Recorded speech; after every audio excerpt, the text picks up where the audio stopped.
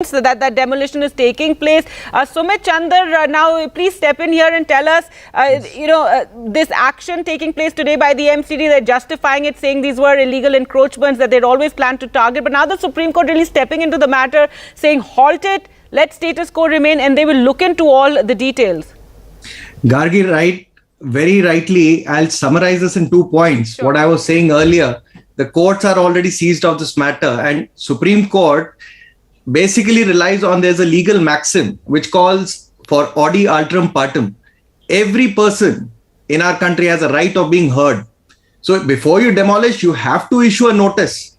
The basic premise on which the status quo order was granted by the Supreme Court is because the MCD continued with the demolition without any notice.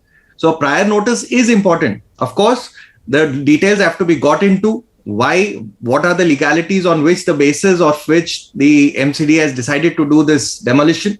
Secondly, it is also to be seen to some extent, there's too much of a coincidence of this timing when this demolition has taken place in the area in which it has taken place.